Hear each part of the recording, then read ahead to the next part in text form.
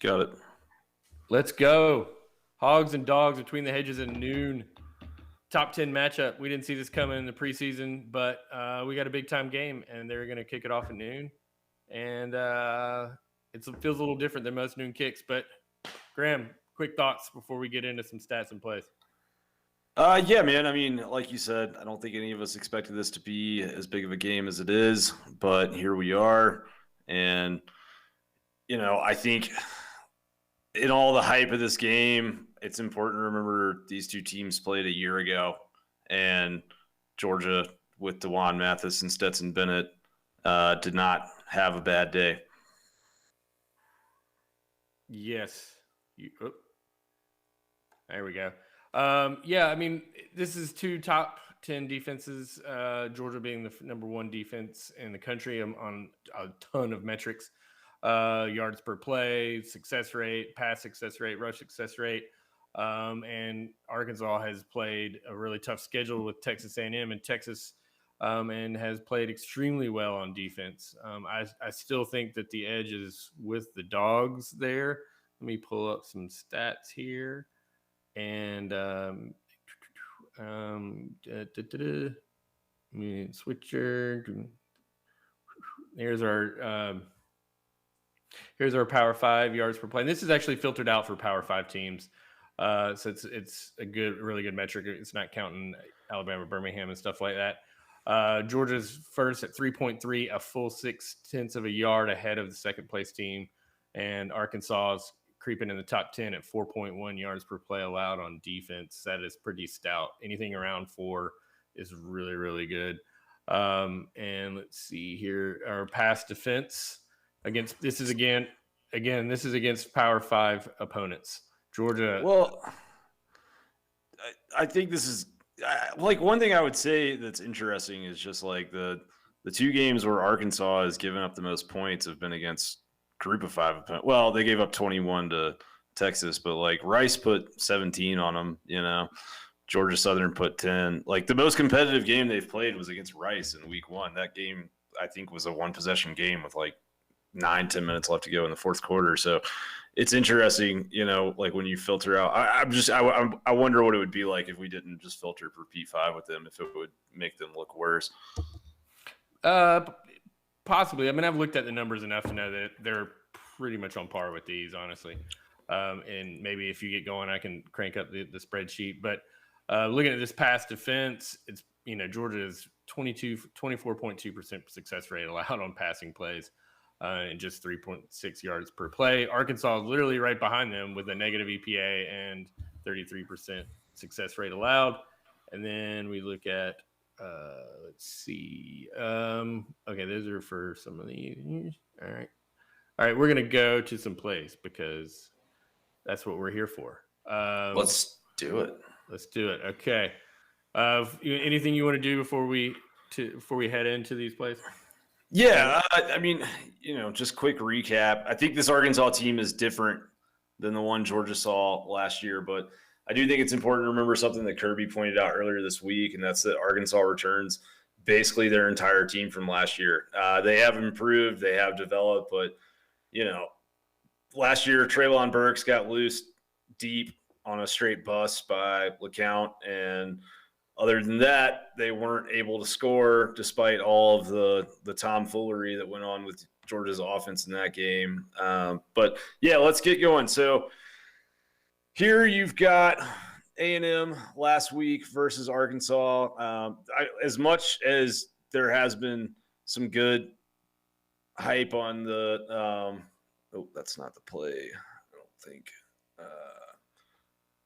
This is A&M AA. Is that clip 50? 10 seconds. Should be clip 50, yep.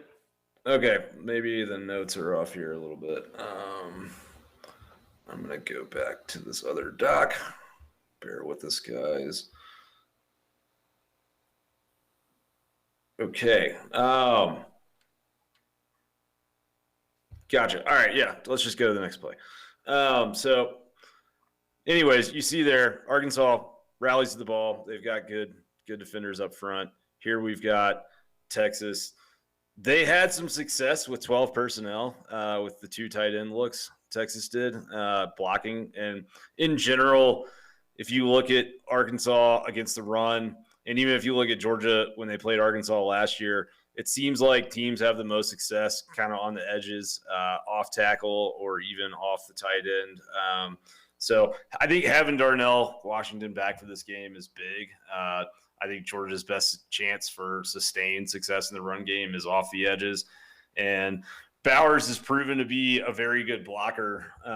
But, you see there A&M coming off the left side, Williams, their left tackle, doing a pretty good job. I think that this Arkansas front is really good in the middle, but you can have some success on the margins there.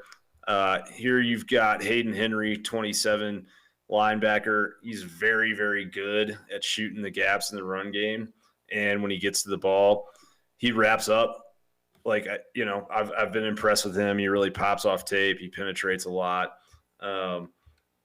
He can also be taken advantage of, though. Like here, he misses his gap. The run fit's not good. All of a sudden, that's a long, 65, 70-yard touchdown run for Texas A&M with Spiller. So, a guy like a Cook or a Zeus or a McIntosh or even Milton, if you give them that kind of opening and you don't have a safety in the middle there, they're going to make you pay for it. In the passing game, I think their whole defense is designed around this right here. So, there's been a lot of talk about the drop 8 defense that they ran last week, the 3-man front. And if we go back to the play before, they rally to the ball really well. Like they want you to check this ball down. They want to confuse the quarterback and get that ball out on the edge, and then everyone's going to come and try and tackle. And they do a good job of gang tackling, but I think that, Texas and Texas A&M both started freshman quarterbacks. Texas's quarterback was going first start ever on the road. He ended up not playing the entire game. And then when Texas got the guy that's now starting for them in the game, they had some success. A&M, Zach Calzada was not even supposed to be the starter. Haynes King got hurt, looked very confused at times last week.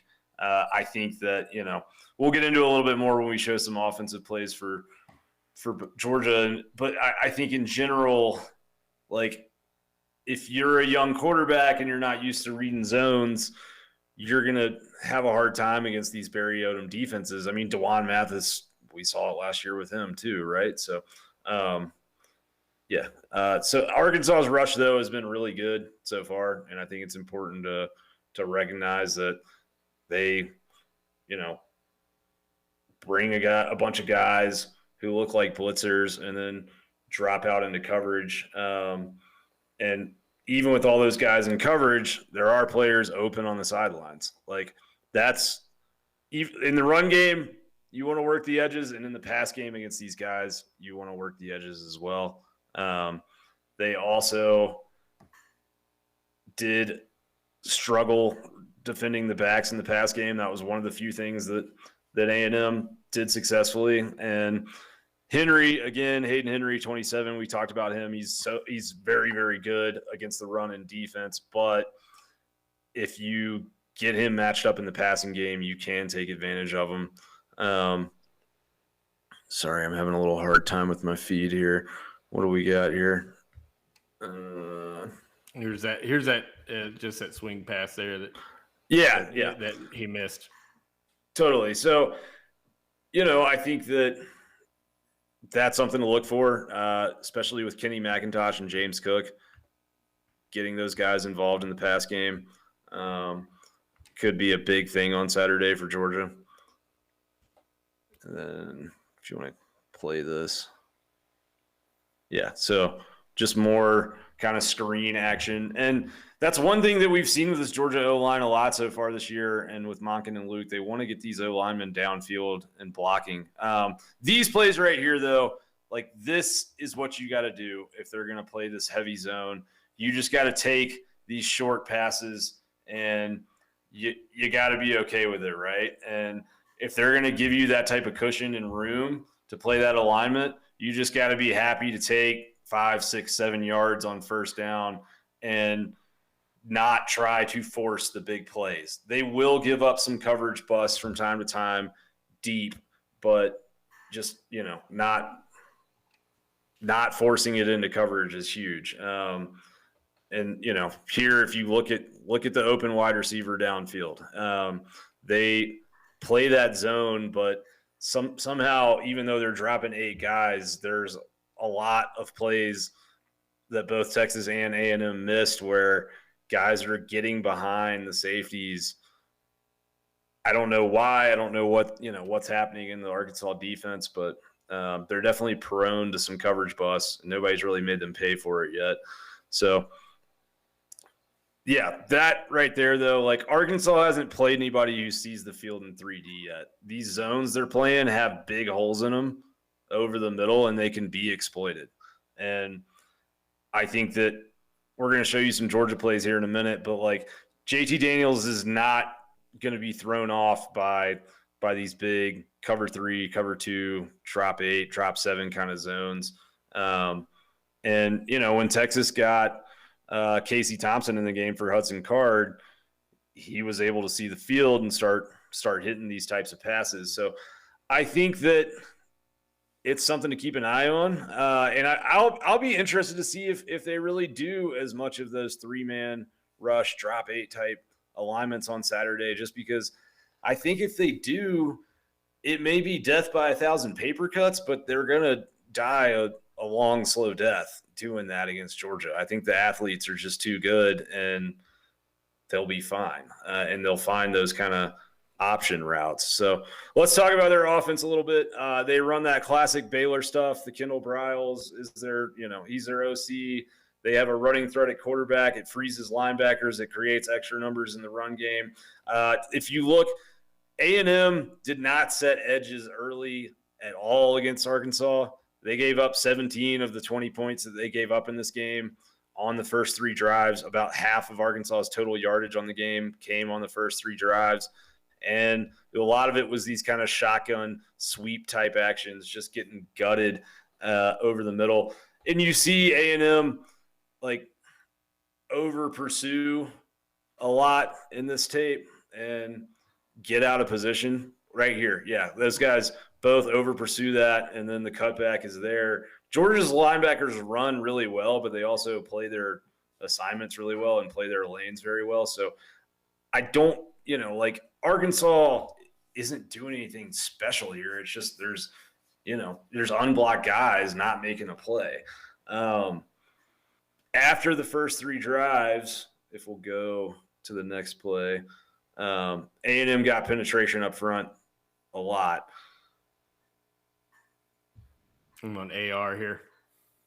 There you go. Here's a yeah, totally. So, I think that, the interesting thing is like Arkansas thinking about how much they do with the center.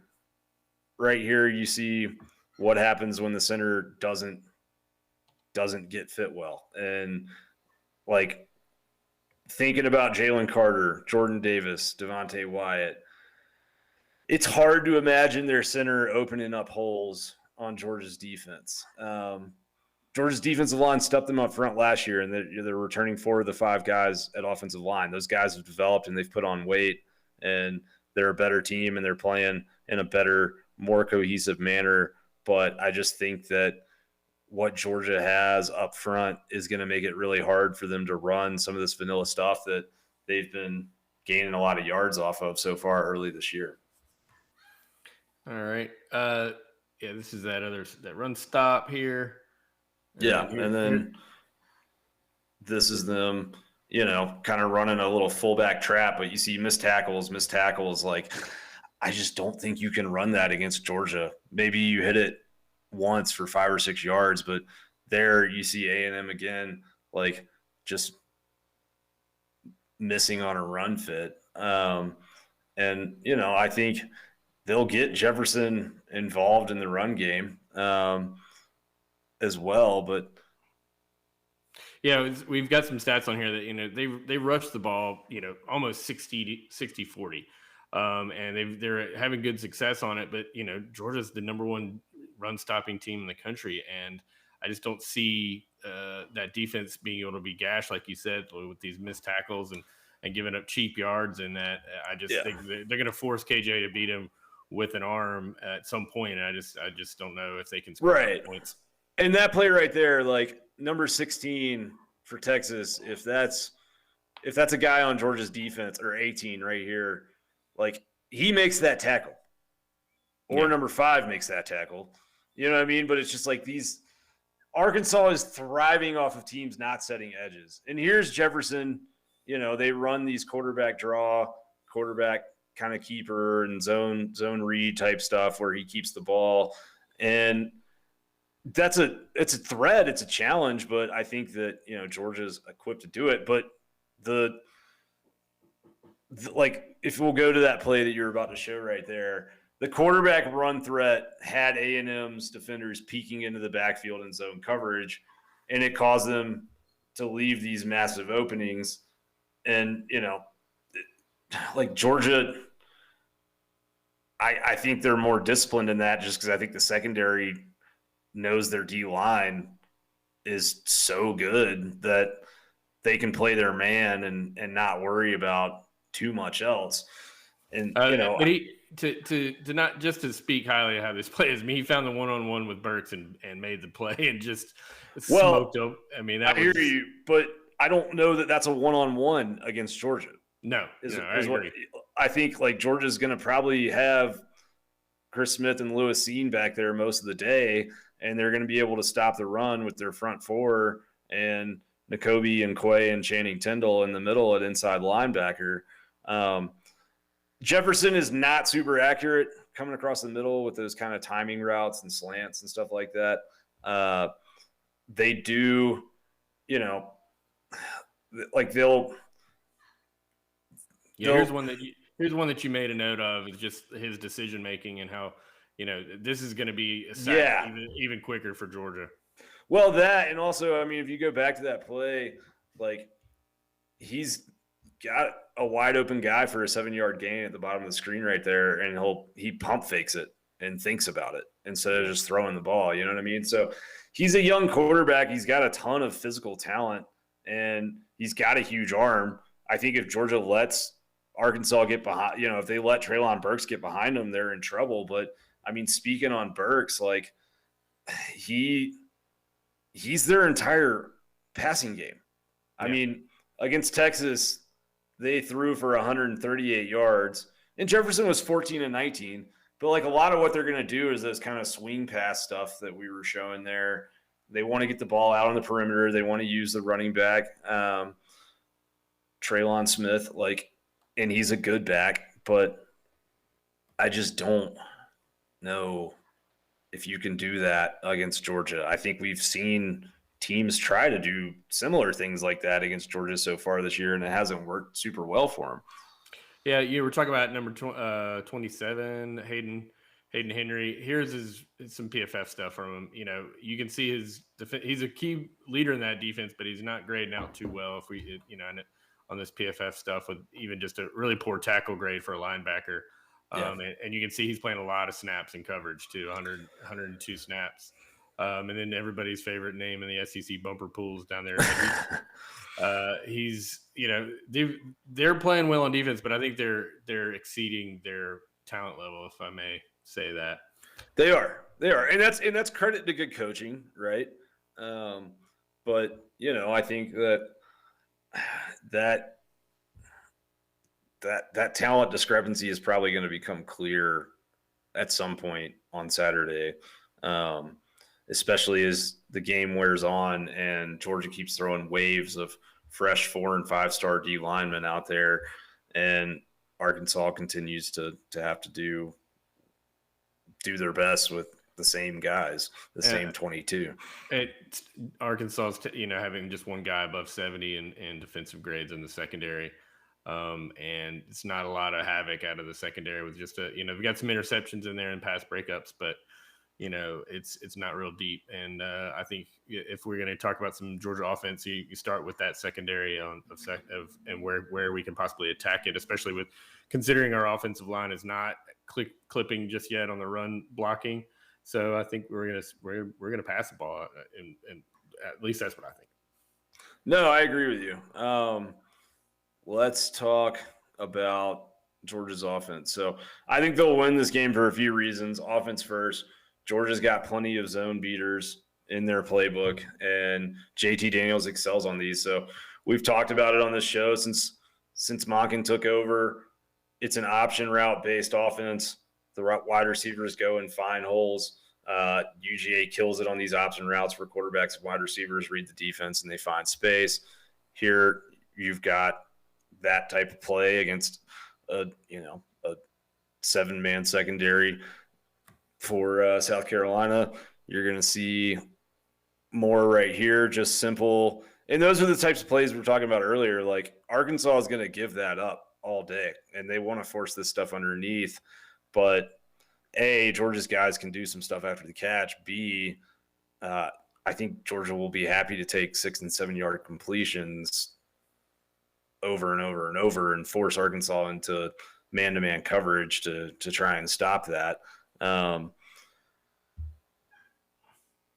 This last week from Vandy, you'll see the reverse angle here, but it's just Kyrus reading the linebacker and turning outside away from him and sitting down, and yeah, you were pointing out some of those holes in those zones against Texas and Texas A&M. Yeah, I mean, I think those guys, Kyrus, can eat that up.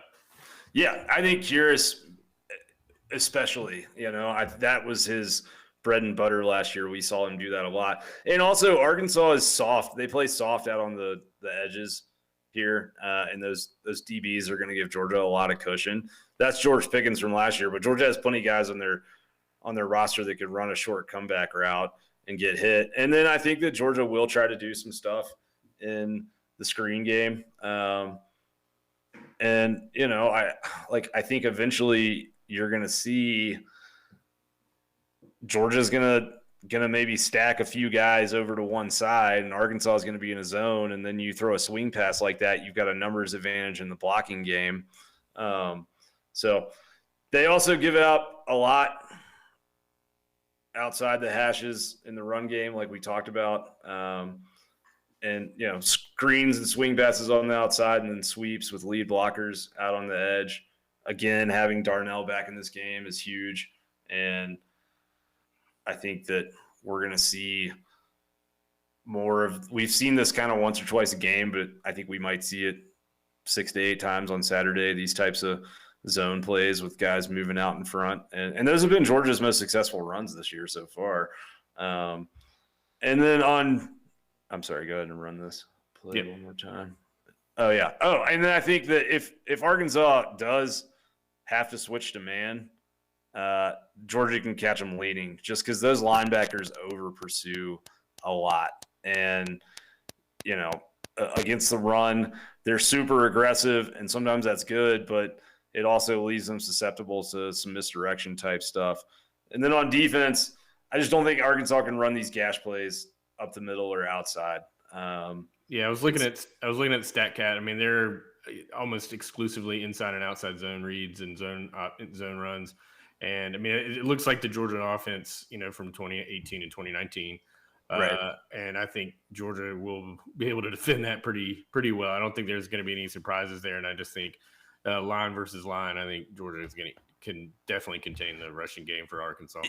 Yeah, and Georgia's DBs, I mean, there you've got Amir Speed coming up, but Georgia's defensive backs do a really good job of coming up on those outside runs as well, even when you take, even when you're not having to deal with that nightmarish defensive line, you've got to deal with that some.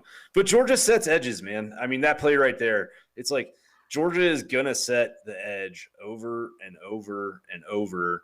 And if you look at that game, that 20-point output that Arkansas had last week, 14 of those points don't happen without those kind of explosive creases on the outside. So then you have to run inside, and then you meet Jalen Carter and Jordan Davis. And the center for Arkansas, I just think that that Georgia is going to be able to do a lot with him and move him around quite a bit. Stromberg is the center, Ricky Stromberg, number 51. His pass block grade is pretty decent, but he hasn't seen a pass rush like this, and his run block grade is a 58.4. So it's going to be tough, man. And then, you've got that last play, Channing Tindall's backside pursuit is also, I think, going to make things difficult when they try to run Jefferson, just because I think he'll come off that back edge. And if he's hesitating or trying to find a hole, all of a sudden you've got Channing Tindall wrapped around your ankles. I mean, you're talking about the ways a player that can come in for Georgia, and Channing Tindall is, you've been talking about him all season. He's just,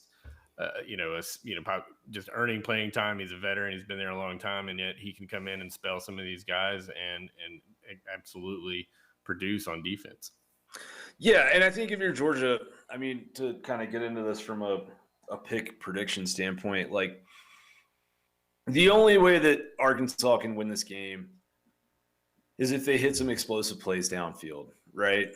And I think the only way that they can hit some explosive plays downfield is if they get Treylon Burks behind Georgia's defense on a consistent basis. And I think that's going to be hard because I think Treylon Burks is a better athlete than every DB he's going to face this year, except for Ringo.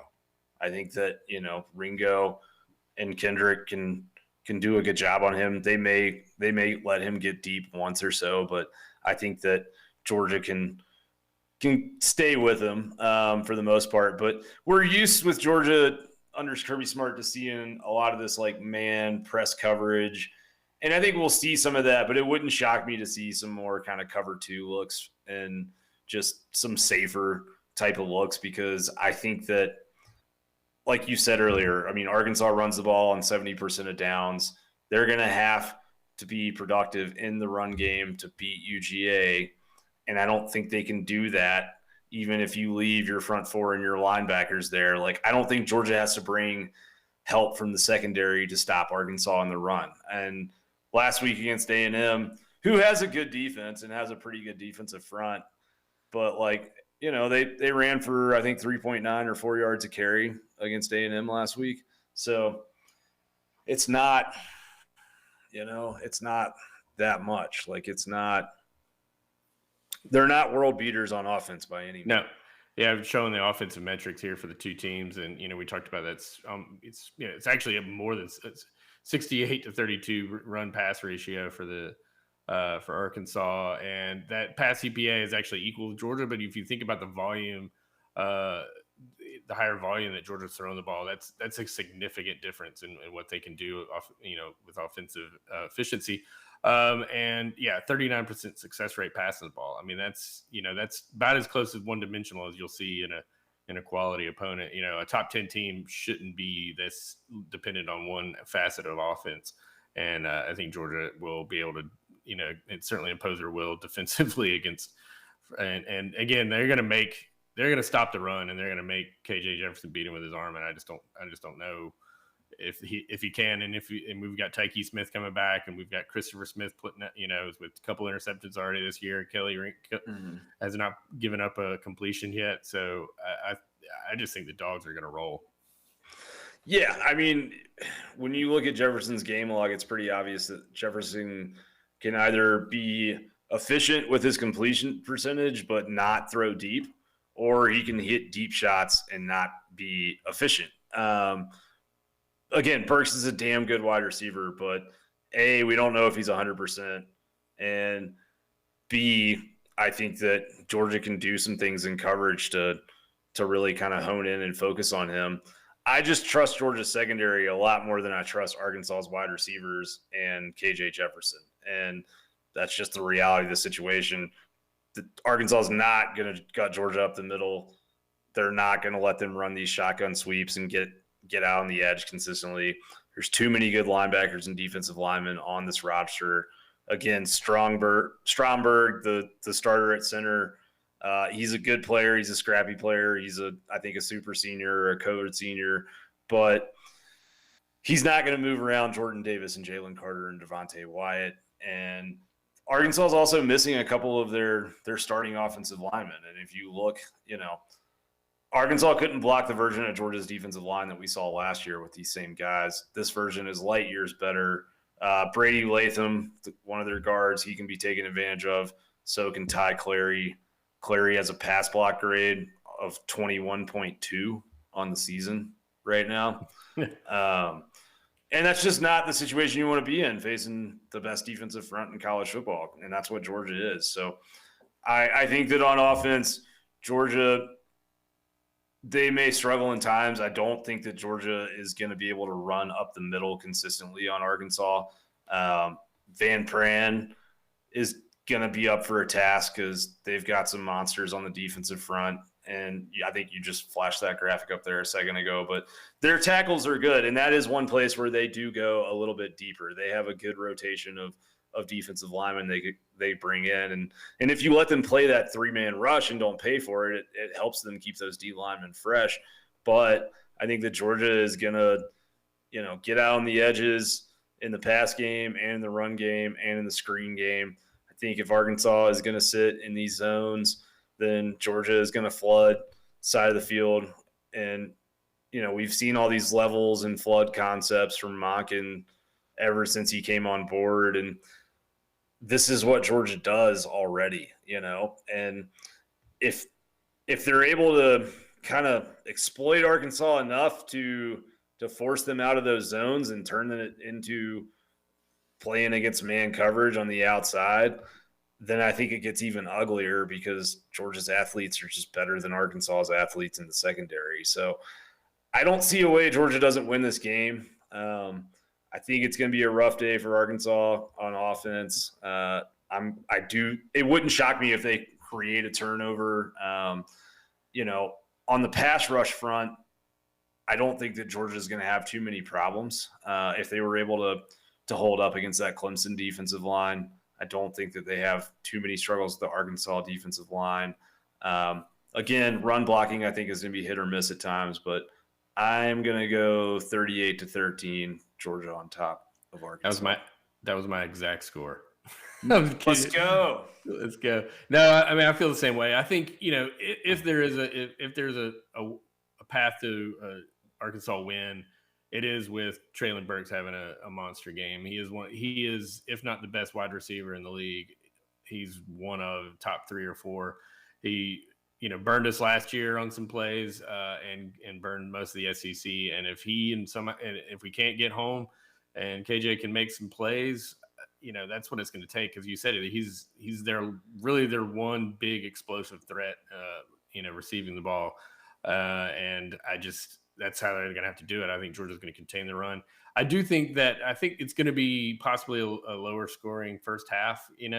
I think that, we're going to commit to the run, and I think it's going to be, pretty unsuccessful against that. But I think we're going to wear them down. We're going to get some plays, something like these screen plays, some short passes that they're going to force us into, and maybe a field position game for the first half. But that second half, when we start leaning on them and being able to open up some holes, and I think in the second half we're gonna have an explosion offense. So I think it'll be a kind of more of a boxing match with two guys going at it in the first half. But I think Georgia's gonna just with depth and athleticism get to him in the second half. I agree, man. I do. And, I think that Arkansas is a great story. They're a good team. I don't think they're a great team. And I think that Georgia is a great team. They're an elite team. I also think it's important to remember, if you look at the 24/7 Sports composite talent rankings of, what these rosters are made up of. And recruiting's not everything. And Sam Pittman is going to squeeze every ounce of talent out of every one of those guys, and tip our caps to him for that. But Arkansas's got the 10th best roster in the SEC. They're, by comparison, South Carolina has the 8th best roster in the SEC. And, I think that have been beneficiaries of playing two teams without their first line quarterbacks or without good options at quarterback. And credit to their defense and credit to their offense for making plays and taking advantage of it. I don't see it. I think that Jordan Birch for South Carolina or Brzee and some of those guys on Clemson, Murphy, I think that some of those guys were bigger challenges up front. Like I thought that South Carolina played a pretty good football game on their front against Georgia and still lost by 27, so. Was it N'Kobe Dean that came out with a quote this week that said the practices are harder than the games?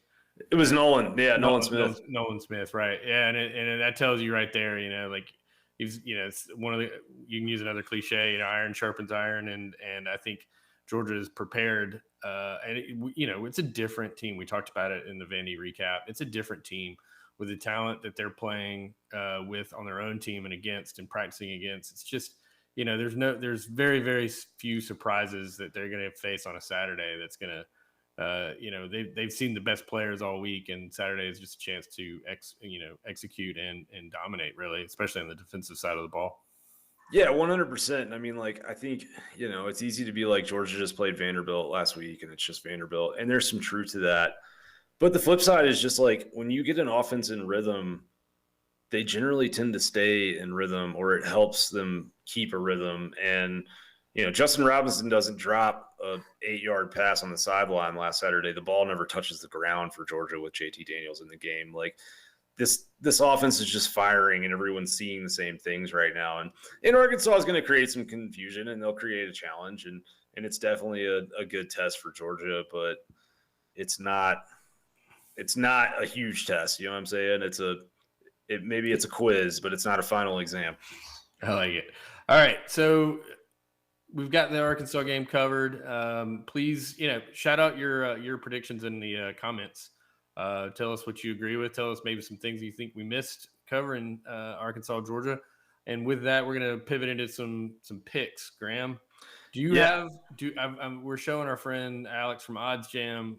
Do you have something for the crew tonight? Or I do, yeah. So you guys, I use Odds Jam during the week to find the best lines out there and get the best value out of my money when I bet. A bet is an investment. If there is plus 120 odds out there, then why would you bet plus 110, right? So Odds Jam is the place to go to find the lines that you want, to find alternate lines. Last week, Georgia was favored by 34.5 versus Vanderbilt. I gave away a few extra points to turn that into a bet that was plus 125 instead of minus 110. Better return on my investment, right? So go to Odds Jam. It's 30% off for the first 2 months if you use the code DogSportsLive on Odds Jam right now. And it's not free, but it's well worth the money, because if you're betting $100 a weekend or a couple $100 a weekend or a few thousand a game, no matter what you're doing, the ROI there is very, very high. So go check out OddsJam. They do a great job. As far as picks for this week, do you have my little graphic up there? Or? I will right a second. I was trying to put up our code there. Give me a second here. No worries. So the first one was this Virginia-Miami game tonight, which I did not realize that Miami was going to be down both. I thought they may be down to Eric King, but I thought Jake Garcia, the 5-star true freshman who looked really good last week, was going to start. Apparently he was not available tonight. I don't know what that means. Disciplinary issue, injury, not sure which. But I took the over of 63 in UVA-Miami. I think at halftime it was 16-10, so we're going to need some offensive explosion in the second half. So not loving that. Iowa at Maryland. Iowa is number 5 in the country. Their defense is very good. Their offense is very bad.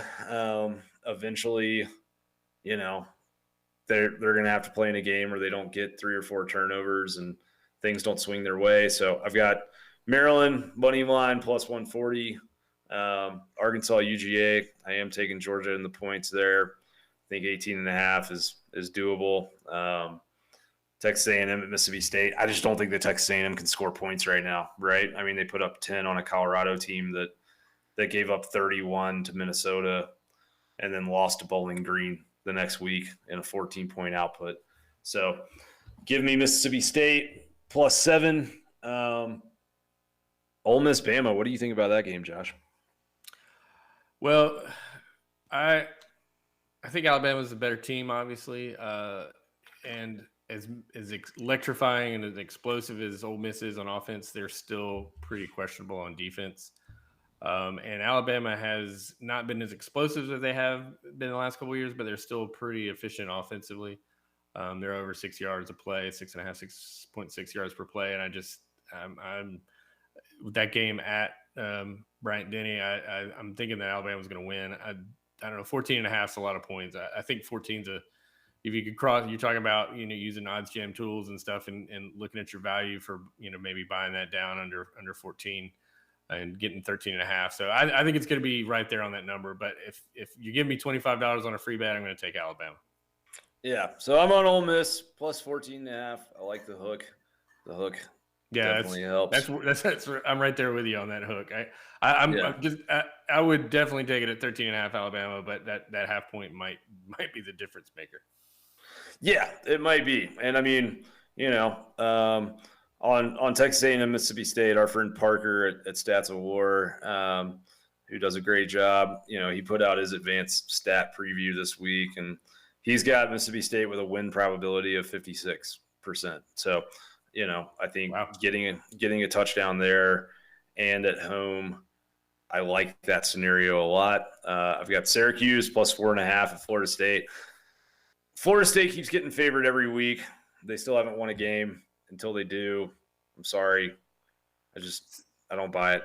Syracuse played a Liberty team that was probably more dynamic offensively than Florida State is, and played a defense good enough to get a win there. I like that pick a lot. Going back to, I love the Maryland moneyline pick a lot. Nice. I really do. My numbers like it too. I think Iowa's overrated. Iowa's just one of these teams that, frankly, it kind of looks like a Georgia team from a few years back. That's really good. They're really, really good on defense, but sometimes they're just not going to score enough points. The youngest Tagovailoa is top 10 in the country in passing offense. So I like that pick a lot. One thing that surprised me a lot is that looking at Parker's stat preview of that game, he's got Maryland with a 73% win probability. So I was beating up on Kelly Ford today. I don't know if you remember, we were talking in the preseason about the win total at 5.5 for Maryland. And so he's got it jacked up to over 6 wins now. They've got a tough schedule coming in. They've definitely a backloaded schedule. So this Iowa game will definitely see how much they've improved. It's third year under Mike Loxley and second year under Tuala. I can't say his name. Talia. It's Talia. And I think they can get this win, and it's at home. I like that. I do too. Yeah. So that's going to be an interesting one to watch. I have Indiana at Penn State. I took the -12.5 with Penn State. I think that Penn State is good. I think that Indiana is still kind of living off of their magical season last year. That really was a product of a lot of turnover luck, and they won a lot of games where they were outgained pretty significantly. I think Penn State is a good football team. Western Kentucky at Michigan State. I got the over 63.5 there. Two good offenses. Michigan State, it's kind of crazy betting Michigan State overs. Just going, thinking back to the old era of Michigan State, but Mel Tucker has them playing explosive football. Fresno State -11 at Hawaii. I don't think Hawaii's good. I really like Jake Haener. I like Fresno's offense. It's one of those that I'm going to take the plunge on and hope that the body clocks don't screw me on the total or on the final score there. BC at Clemson. So that's one that spread stinks, man. Like I know that the public perception is what technically sets a point spread in a lot of ways, but I can't believe they're giving 14.5 to BC. I know it's at home, but again, man, just from a metrics and analytics standpoint, it feels a lot more like a coin flip than a 2-touchdown Clemson win. One that you don't have on here that I like a lot is Moneyline Charlotte playing Illinois. I do like that actually a lot. I haven't bet it, but maybe I will. You're getting the spread's like 11, so you're going to get really good value on that money line. And Charlotte's played some Power 5 teams tough, and Illinois is after the week 0 in Nebraska has been pretty mediocre to bad. So I like the money line Charlotte victory in that one.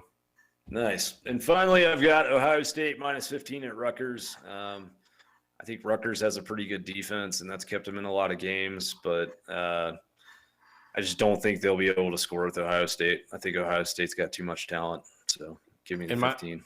My adjusted yards head-to-head on that, that's my biggest in favor of Ohio State. It's going to be projected possibly greater than 2 yards per play in favor of Ohio State, and that's plenty enough yardage to cover 14 or 15 points. I know when you sent me that chart today, I'd already placed that bet, and I was like, oh, nice.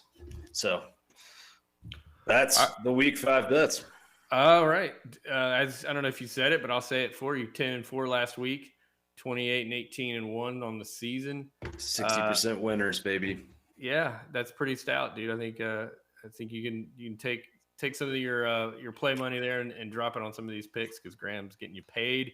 Be sure to check out oddsjam.com if you want to look at some of those bets or some more bets. They've got some amazing tools there, and if you want to subscribe, Dog Sports Live will get you a discount. 30% off first 2 months. It's a screaming deal. 30% off.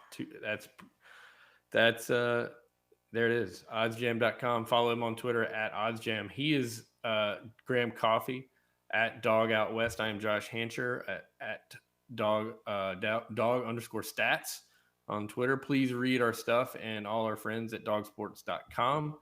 And we're excited for the game. We're going to have a breakdown afterwards. And, it's a noon game, so we're efforting a quick turnaround on that. But we're not going to – it's going to be an exciting game. Might be their best game to break down since the Clemson game. Yeah, absolutely. I'm looking forward to it, man. And anything else before we get out of here? Go Dogs. And follow and subscribe to Dog Sports Live on every platform possible. Yeah, absolutely. I've got some I'm calling them Christopher Smith sticker packs. It's got an FTMF full-size bumper sticker. It's got some small stickers for your Yeti. It's got a Christopher Smith 10-3 Clemson commemorative sticker. If you want to leave us a review or subscribe to us on YouTube, DM us at Dog Sports _live.